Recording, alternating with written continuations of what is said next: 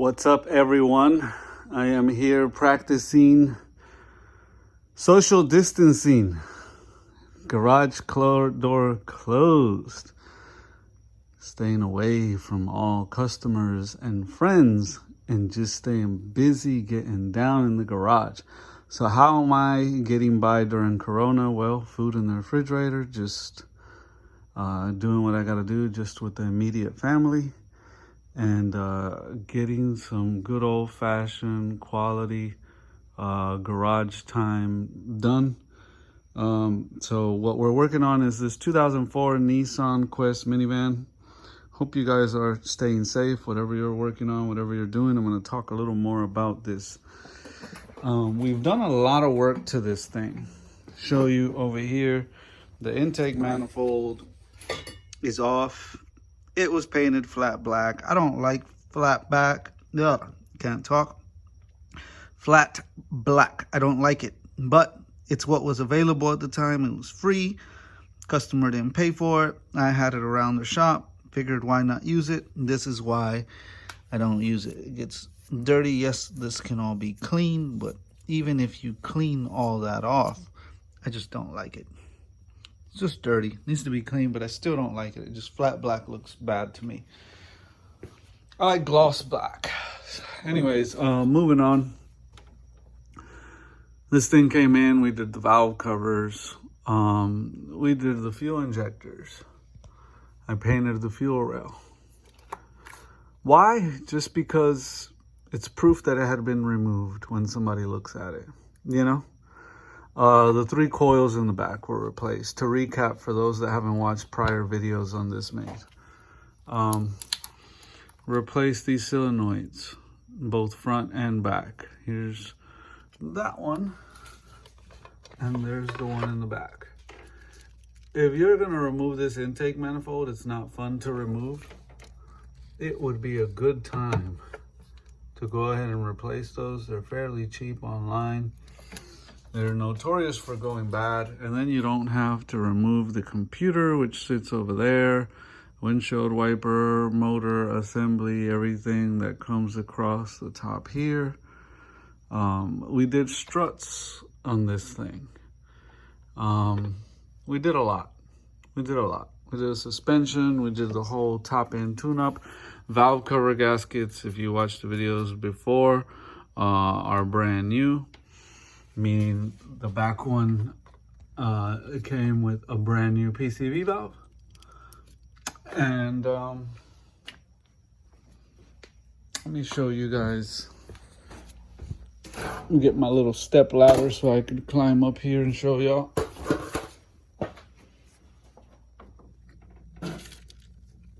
That right there, if you can remember, let's see. That bolt had broken, had to be re-drilled, re-threaded, so to say, and have a new bolt put in it. We did it the right way. There's videos on that. If you go back on the channel and look at it, you're looking at the manifold bolted to the head. And this O2 sensor's kind of in the way.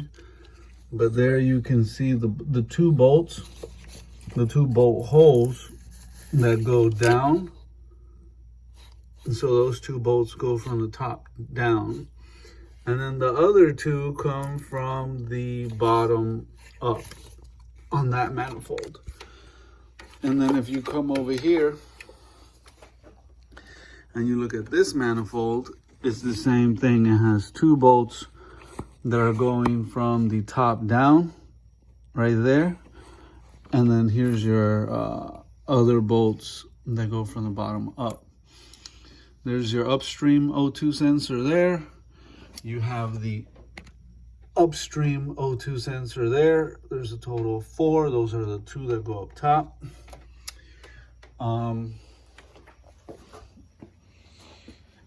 Here is the downstream for the front. Downstream O2 sensor, already installed on the new exhaust pipe. And this is the downstream O2 sensor for the back manifold, which, as you can see, the pigtail broke.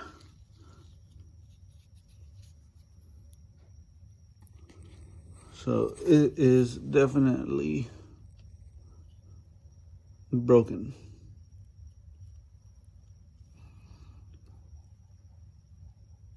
And so this is supposed to go in there, and that's pretty bad, pretty broken. So I doubt we'll be able to save that. I'm gonna give it a try, but it's pretty mangled up, pretty bad. So those O2 sensors were pretty rusty in there. They had to come out of there and come over here. This is the new catalytic converters. This van has 3 catalytic converters, as you can see. 1, 2, 3. And there's your catalytic converter for the back. Catalytic converter. Catalytic converter, right? So if you look at the old one,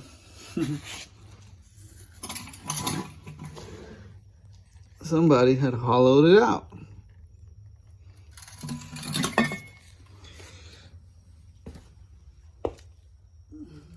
Hollowed it out.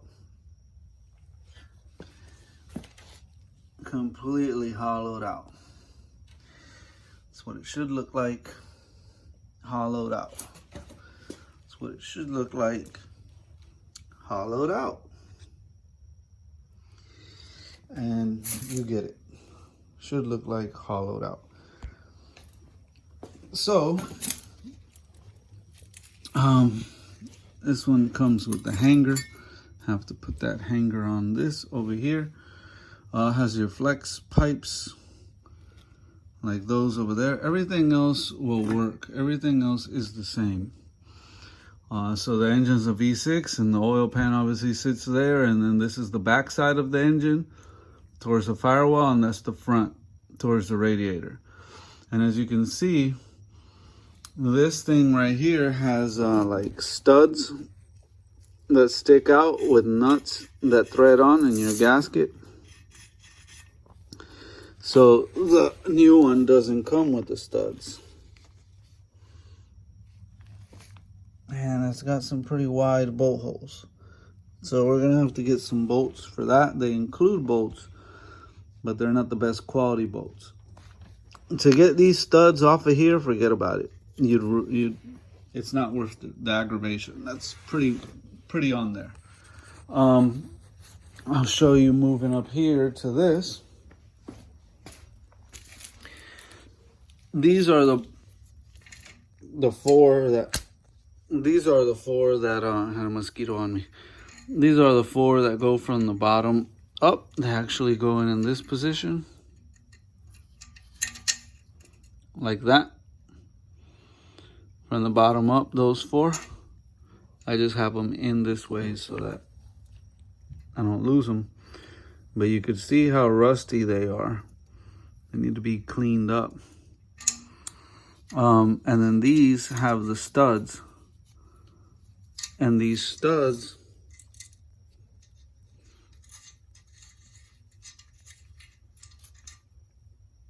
are what pokes out, and then you put the nuts from the top. And so we'll figure out how to, I don't know what to tell you. We'll figure that out in a minute. This doesn't even have threads to put studs in it if I were to try to take these studs out. So I'm just gonna have to go with bolt holes too, and nuts from the bottom and top.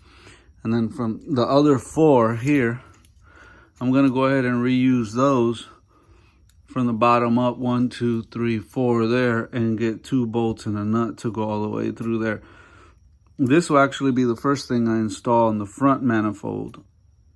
And the next thing will be the back one here. It detaches right here.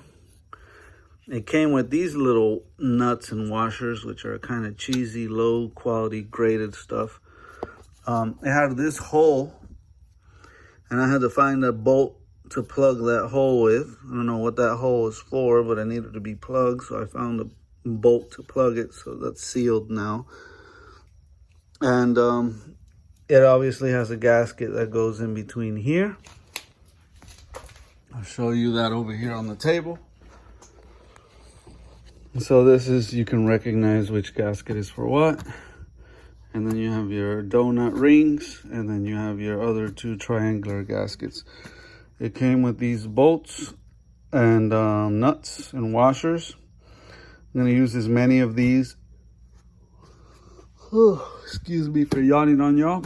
Use as many of these as possible, and use as much as the original bolts as possible. And kind of in between both, trying to make this happen without having to make a coronavirus exposing myself trip to the hardware store. I'm avoiding going out at all expense. Do not want to go out. So, oh, the other thing, since I'm over here, I'll show you, is the fuel injector plug. One of them was broken, so that cylinder was misfiring.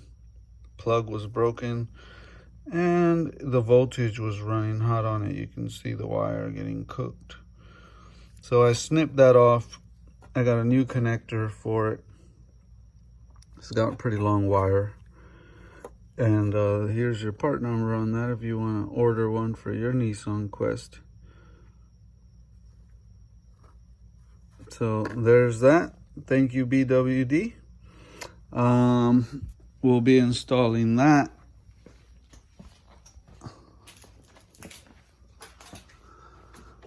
on this injector, cylinder number 3. You got 1, 3, 5. So that's for injector number 3. So that pigtail will plug in there. This wire will attach to it. Might as well put it on there so I don't lose it. We'll go ahead and clip it on. I still got to connect the wire on it later, but we could clip it on now for y'all.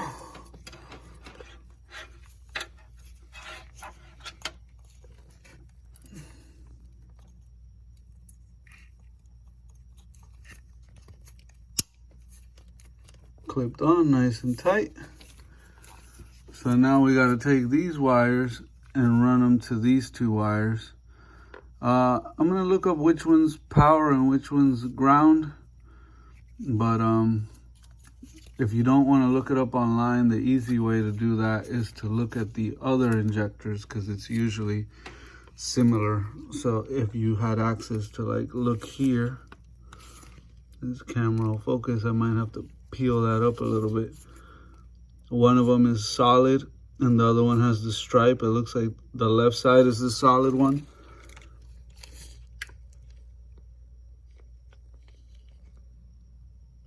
See, the one on the right has the stripe.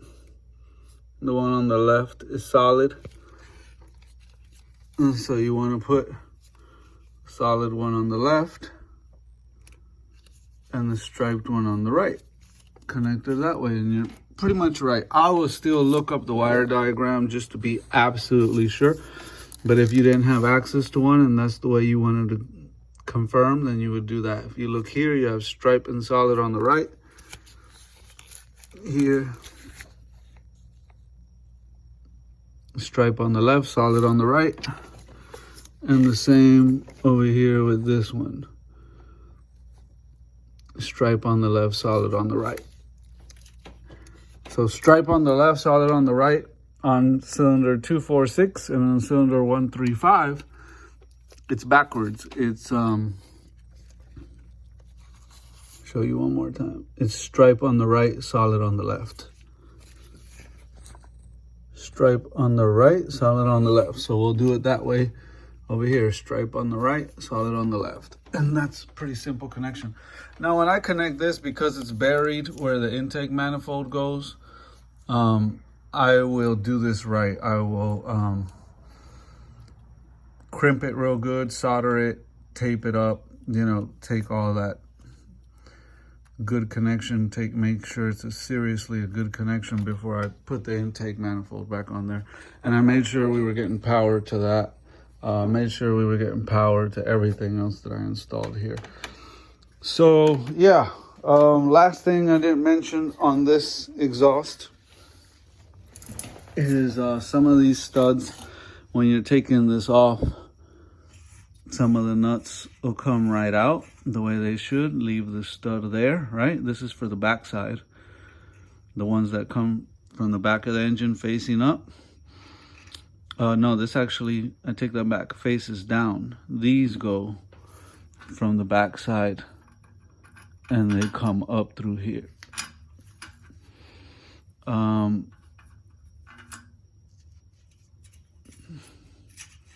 Those go from up there, and then the studs go from the top down.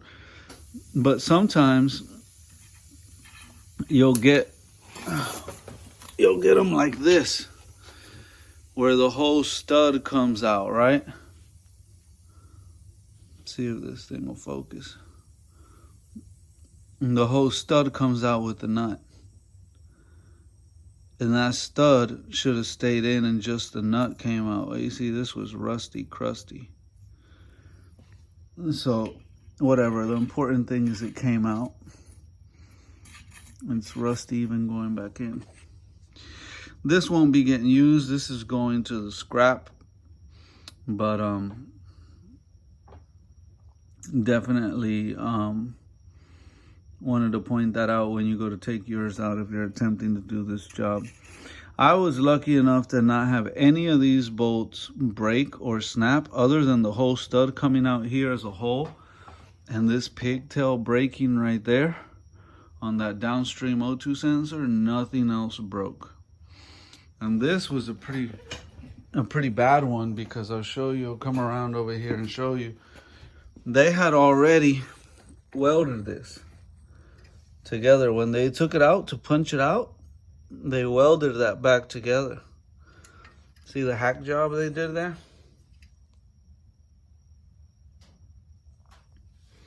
See the exhaust where it was leaking? Talk about a bad weld. I mean, somebody was learning how to weld. You know, that's bad. Look at that, man. So yeah, they definitely hacked that up real nice. And you know, it's just now we got something much nicer and new, and good catalytic converters on here. Whole entire Y pipe will be new. This one, when you order online, you wanna pay attention to ordering one that has the heat shields on it. See the heat shields? You want to make sure you order one that has the heat shields on it. So, anyways, there they are, side by side. I'm getting ready to go in here. There's a few little things to figure out with the nuts and the bolts. And it's time to start getting them in there. Like I said, we will go with front catalytic converter first, back catalytic converter, leave the Y pipe off, flex pipe, Y pipe, whatever you want to call it, and then attach that once these two are bolted up from the bottom up. So this obviously comes off like so with the nuts there, and then this will get attached first. Obviously the new one, not the old one, but the new one. Right now I have a nut and a bolt holding it, just for showing you a mock-up on video what it's gonna look like. But yeah, that'll come off, that'll get a gasket. This will get bolted up. This will have its gasket. Now that I mentioned the gaskets, let me show you the glue that I plan to use for these gaskets. Permatex makes this stuff right here. And this is the glue that they recommend using for exhaust gaskets. Show you the package over here. It'll come in a package like this when you buy it at the store. And you'll see it's It's designed to work for exhaust.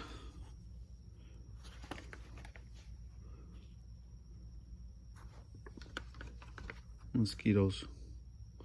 So yeah, up to 700 degrees Fahrenheit. This is pretty much what I'm gonna use. Gasket maker. So I'll put some of that gasket maker on that and put it on, put some on all of these, put them on, use those bolts. For those bolts, I'll probably use some thread lock. Got some thread lock here. There's still some left in here, so we'll use some thread lock. Yeah, that's pretty full. And so we'll use some thread lock on the bolts and the gasket maker on the gaskets. And we'll get this thing bolted up tonight. Go for a mock-up, right? See what it's gonna look like mocked up on there. And what I like to do tonight is get it on and just give it a good little bit of tighten it up a little bit, but not fully torque it down, because when you do that, let me turn this around and talk to y'all. The flash will be in my face, but whatever. When you when I put it on tonight, I tighten it enough to where it's snug, but I don't torque it down, because that RTV, that Permatex copper gasket maker, it'll pancake out, right? And you want to give it time to cure and harden up. And then tomorrow I'll come back through, let that sit overnight, because it's getting late. I'm about to go to bed here. I'm gonna mock this up, put some glue on it, and then tomorrow when I wake up, I'll go give it one last little torque, right? And get it nice and tight. And then once that's nice and tight, final torque down tomorrow, then we move on with everything else. But tomorrow we'll do the final torque down, get that mocked up, figure out what we're gonna do as far as nuts and bolts and everything else. We're mix matching nuts and bolts to kind of make everything work between some of the old bolts and some of the bolts that the kit came with. Really don't like the quality of those bolts, but I'm not gonna run to Ace Hardware and have them spend money on A-graded bolts. Those are definitely not A-graded bolts. But Corona right now, man, it's not worth putting myself at risk to go to a hardware store and buy a bunch of A-grade bolts. So we'll throw these on here. They'll live long enough in the future. When they need to be replaced, we'll replace them in the future. Yeah, and then obviously the next thing to do after that would be put the intake manifold back on it, fire it up, run it. In the prior video, I talked about taking it down to the muffler shop, having the muffler delete done on it. It has 3 different mufflers on this thing. Go watch that video. So we'll probably do that after we get it all fired up and running. But just wanted to give you a visual of that. And I guess I'll end showing you what I did with the hoses. For those of you that were following along with the other video, I didn't show the hoses. So this was originally, this is the cooler line, transmission cooler line. This was originally bolted down about right here where my middle finger is, right there on the other side of this hose. So you can't see the bolt hole. There it is, actually. You see that? So that was originally bolted down there, and this hose extended up here and had a horrible kink in it. And so we put good clamps on it, and we got a good, nice quality transmission fluid, transmission cooler hose. That's an actual transmission cooler hose, and it runs all the way over there into the cooler. And we went ahead and bolted it up there. And I saved the piece that I cut off so I could show it to you for those of you that didn't see the other video and want a better visual of that repair.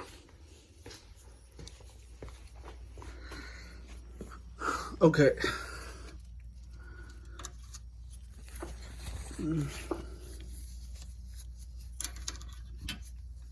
So this was somewhere about yay, right? And it had that horrible kink in it. Look at that. And then the hose would come and attach here. And I cut this off and just put the hose on there, because fixing this kink, I don't know who did that or how they did that. I think that happened when the engine bottomed out, because these struts are brand new, right? And it was like a rockabouts, bam, every time you go over a bump. And I think it bottomed out and took a hit, because keep in mind, this right here was further that way, bolted that way. So that compressor, let me turn this light on so you can see.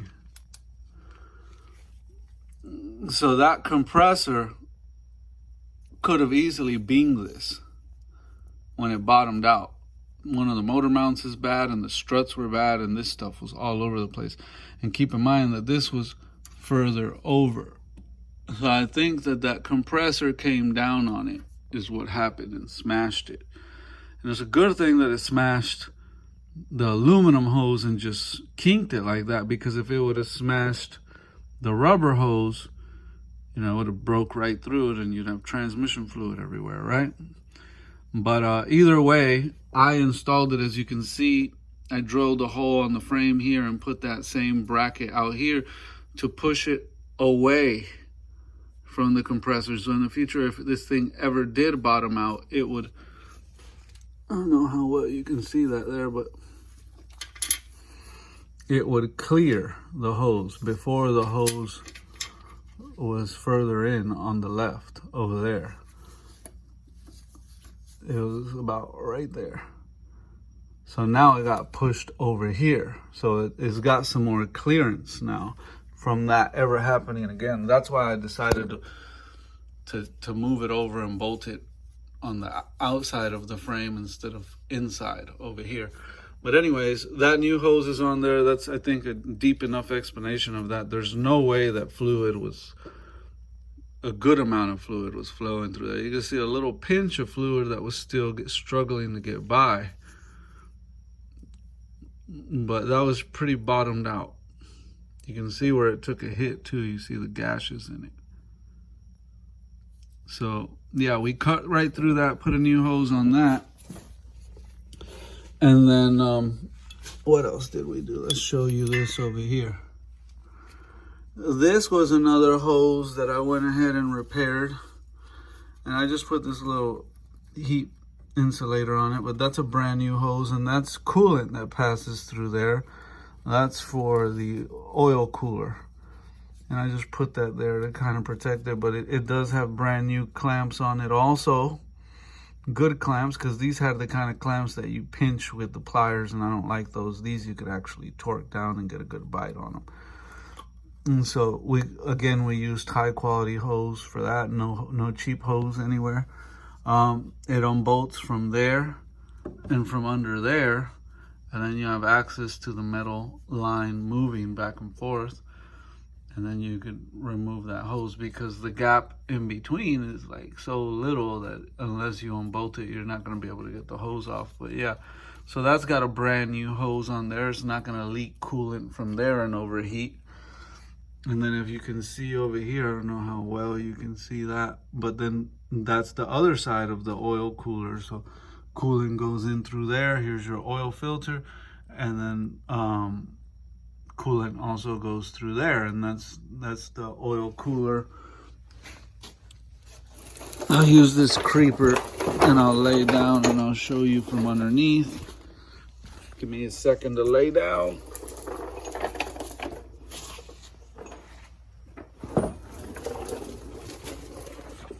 Alrighty, then here we are, right? So here's the back side of this. And when I first laid under here, you see how much room I have here? I kind of pushed it away to where I could almost fit my fingers in between. Well, this was so pressed up against the oil pan here, like you couldn't even fit a sheet of paper between them. It was right up on there. And I mean, you got coolant that's trying to be cooled passing through there, and then you got it up against the heat that's being produced in the oil. So, you know, you want to push that away a little bit, and just vibration and everything, you know, like you want to be able to get your hand through there. So there's your oil pressure switch up top. Here's your brand new hose underneath. Again, good clamps. And again, I put a heat insulator around that to protect it also. I'll show you a better shot of it from over here.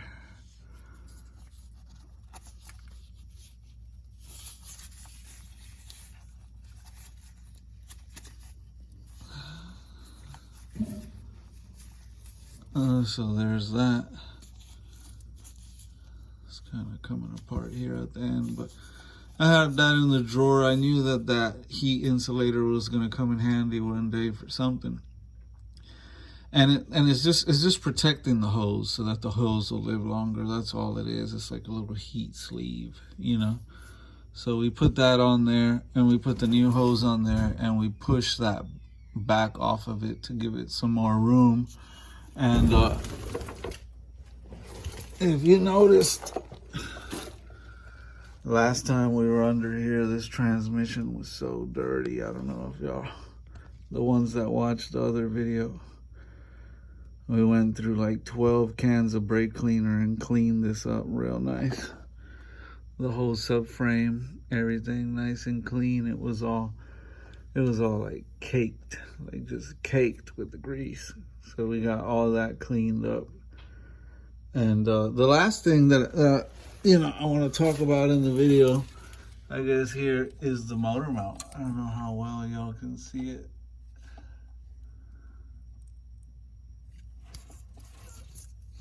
The cut is up in that corner. I don't know how well this camera will focus on that. But that rip in that rubber right now doesn't seem like a big deal to you now. You can see a lot of the dry rot in the rubber. But when this engine accelerates and that flexes, right? This engine accelerates and that engine will want to twist back. That gap, that little rip that you saw just right there, that will be opened up like wow when you go to hit the throttle. And this little V6 has got some power. So right now it's 1, 2 bolts, 3 bolts up top, and yeah, there's still a little finagling, you know. You gotta loosen the other motor mounts to be able to raise the engine up and slide that out of there. But with the exhaust manifold out of the way, you know, before it goes on there, it would be an ideal time to get this off and replaced before we bolt this on, because once you bolt this on, to get that out again later, it's going to be more work. It's going to be harder. You're going to have to remove the exhaust again to do it later down the road. But you know, it's Corona time. Right now you order something, you're waiting for like a month for it to arrive online. The auto parts store wants way too much money for that, to hand it to me over the counter. They wanted like close to $100 for it. I know they're not going to spend that now. We'll deal with that some other day down the road. But we did get it nice and clean under here for them, as far as all the leaks and everything. There's another sensor that's on the bottom of the transmission here that had taken a hit. Keep in mind, all this had bottomed out from the suspension being bad and it slamming down, and that sensor right there had taken a hit. So I got the sensor plugged back in, but the plastic around it was compromised, and I went ahead and zip tied it up out of the way there, zip tied it over here, zip tied it over here, you know, made it to where it's nice and tucked up. This van should have like a big plastic cover that covers under here to protect, and at some point they took it off and never put it back on. You know, the splash guard, they call it, splash cover underneath, and it covers, it should be covering the bottom of the radiator over here, and even going in towards the back, I would think. If not, at the very least, it should have one here. Some of them take it a little further back, but you could see all the, you could see all the gashes from where it was bottoming out, because those struts were just done. They were horrible. They were bad. So every time this thing, they'd go over a bump, these teenage boys driving it, bang, you know, this stuff would be hitting everywhere on the bottom. So now it's you see the same marks on the other side from where it was bottoming out.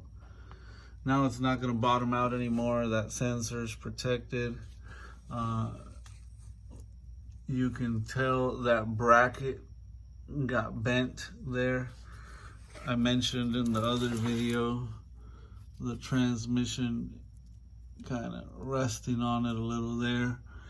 That's stuff that's going to be addressed later. You know, at some point this engine is going to need to come out, realistically speaking, to do the timing on it, the timing chain and the guides.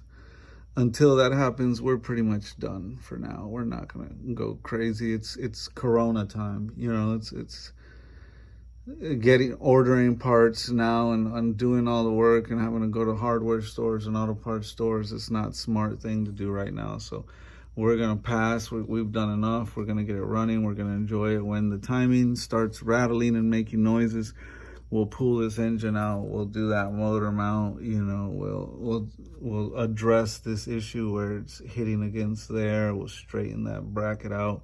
We'll perfect it some more. But at least it's got new cooler hoses, oil cooler hoses that are protected. It's pulled away from the oil pan on both sides. We got our new line hooked up, going all the way to the transmission cooler there with new let's see if you can see that a little better. Yeah, with new brackets and the whole 9 yards there. The front motor mount here, like I said, later down the road when we do the timing and we pull the motor out, we'll do all these motor mounts. We'll do the front one, we'll do the back one. Starter's already been done. It's a new one.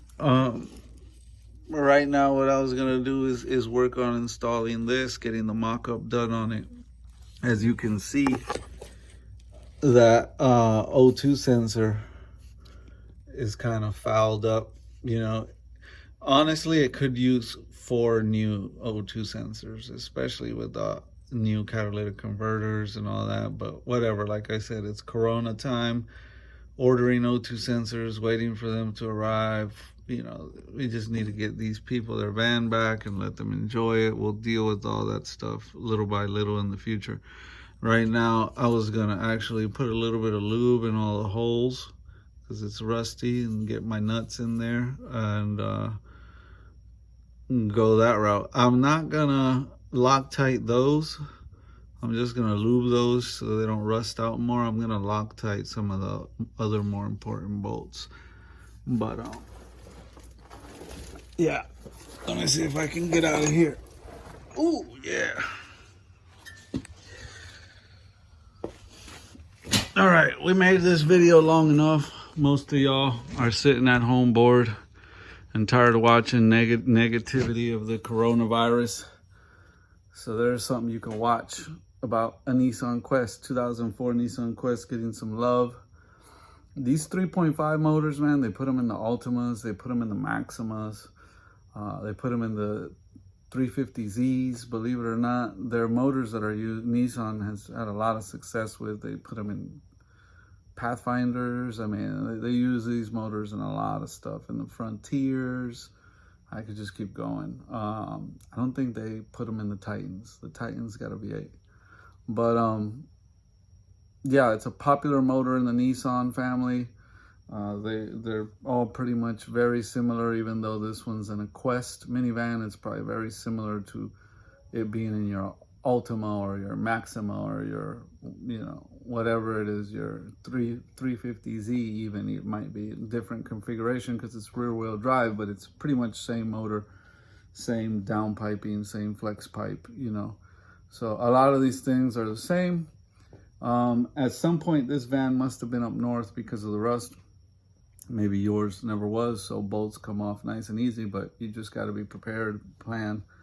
When I take these bolts off and they're rusty, I use PB Blast. I tighten, loosen, tighten some more, loosen some more, PB Blast in between, tighten some more, loosen a little more, PB Blast in between, and little by little I work them out. You're wondering what PB Blast is, some of y'all might not know. Oh. And see the PB on the can, and it says blast. That's why I call it PB blast. This is the big bottle. Since 1957, y'all, they've been out here penetrating and breaking bolts loose. So this is way better than WD-40. This is what I use. I always try to keep at least 2 or 3 cans in the shop. That stuff will save your life. So if you're gonna go about doing a job like this, make sure you got some PB blast. Even if your car wasn't up north, it just makes life easier. Don't just hit this with an impact gun. This is rough because you'll break it. A lot of stuff you want to do it by hand. You want to have a good ratchet with some leverage and maybe even stick a pipe through it, get some more leverage, crack them loose, but don't snap them loose.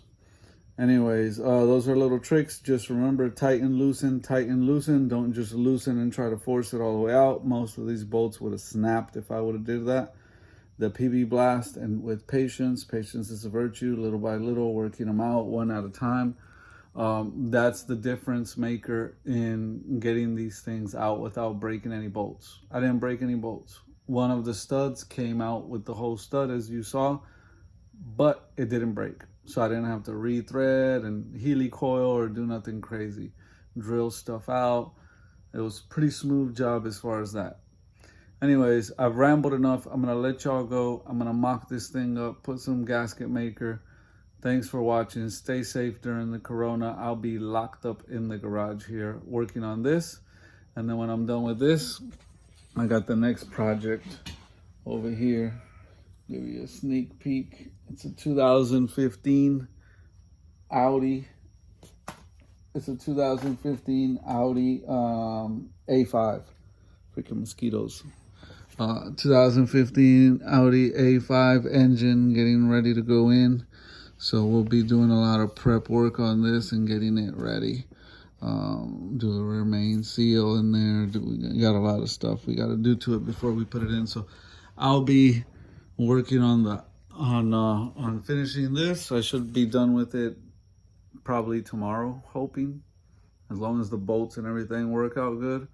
I'll be done with this tomorrow, mock it up tonight, come back tomorrow, give it one last torque down, dot all the I's, cross all the T's, fire in the hole, hear this thing run tomorrow, be done with it. I'll drive it around for a day or two, just around here, just to make sure everything's a-okay before I send it back to its owners. And I'll be having that Audi delivered and getting on that. I'll be making some videos on that if any of y'all are interested in learning about an Audi engine swap on an A5. It's a 2-door coupe. It's a manual with the 2.0 turbo. This is not the exact same motor, but the long block is the same. So I'll be doing a video on how to strip this down to make it work. This one has like 5 injectors and his has like 4 injectors, and there's different things we're gonna do there to make it work. But anyway, stay tuned for those videos coming up. I know y'all are watching a lot of Corona, oh no. And I mean, yes, it is a pretty big deal. Take it seriously, stay isolated, but don't panic. It's a good time to wrench, stay busy. Look forward to talking to y'all in the next videos. I'm gonna let y'all go. If not, I'm never gonna get this mocked up and go to bed. Anyways, God bless y'all. Stay safe. Bye-bye.